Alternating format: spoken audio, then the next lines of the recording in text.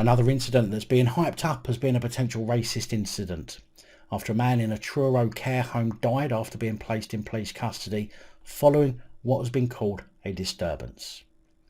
The man, who doesn't appear to have been named yet, is said to have become suddenly unwell after being handcuffed on July the 3rd. The IOPC have been drafted in to conduct an investigation, and they published a report on July the 15th. The man, who was 35 years old, had entered the care home, which is believed to be near where the man lived, and staff called the police due to concerns for the man's behaviour. The report states that officers attempted to engage with the man, and after a brief interaction he was handcuffed to the front. He soon became unwell, and officers removed the handcuffs and provided medical assistance before paramedics arrived at 2:49 a.m. The man was sadly pronounced dead at the scene a short time later. The IOPC say that evidence indicates that a taser was drawn but was not used at the scene. The IOP's investigation will, it said, be looking at evidence to determine whether officers acted in accordance with policy and procedures. The investigation will also assess whether there is any evidence the man, who was black, was treated any differently because of his race. The IOPC report reads, after being notified by the force on the morning of the incident, IOPC investigators attended the scene to preserve evidence and went to the police post-incident procedures, where the officers involved provided their initial accounts. Our investigation remains in its initial stages and will examine the full circumstances of the contact officers had with the man, including their use of force, the medical care they provided prior to the ambulance arriving, and whether officers acted in accordance with policy and procedures. We will also assess whether there is any evidence the man, who was black, was treated any differently because of his race. Investigators are analysing police officer body-worn video along with detailed officer accounts and will be reviewing CCTV footage from the care home. The evidence we have gathered so far indicates that a taser was drawn by an officer during the incident, but not discharged. Data from any taser drawn will be analysed as part of the investigation for confirmation. All police officers involved are being treated as witnesses at present. Coroner has been informed. Formal identification of the man will take place.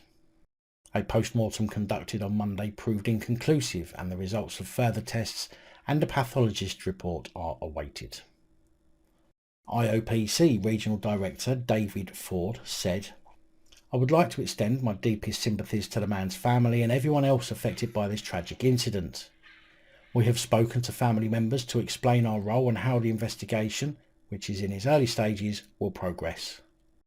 It is appropriate in the circumstances of a death such as this that we investigate what happened, and I would like to reassure people that we will do so thoroughly and independently. We'll be carefully examining the interaction police officers had with the man and whether their actions were necessary, proportionate and reasonable in the situation that they encountered.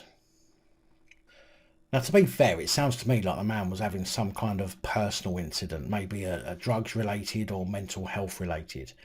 And no, I'm not just saying that because he's black. They didn't say he was being aggressive, but rather they simply felt concerned over his behaviour. Granted, they are not likely to give all the details yet, as they're likely to have some to make up still, but if the man was being aggressive, it surely would have been stated. So what I find myself wondering is why then, after the police arrived, they handcuffed him and pointed a taser at him if there's no indication of him showing aggression. Now, I know some of you will say, there you go, it's because he was black. But I simply don't agree. We see lots of incidents where police will draw their taser on honkies too, rather than simply try to talk and de-escalate the situation. They simply feel so frightened and afraid of everybody, they need to forcibly control them before being comfortable to talk to them. But unfortunately, in almost every situation where this happens, they actually inflame the situation rather than de-escalate it. Now, as I've said, there's not a lot of information here, so I am of course speculating, but I think my opinion has some merit considering they haven't said that he was being an aggressive person. I think it's about time police relearned how to interact with members of the public again, rather than the default position of forcibly detaining people before they even have an idea of what's going on. A few extra moments trying to engage with the man could maybe have highlighted mental health issues or drug-related issues that he may have been going through, or even other health issues, which could have alleviated the use of force against him. Of course, it's just my opinion, and we will have to wait for more information to come out about the incidents. However, the poor guy is now dead, so can't exactly defend himself now, can he?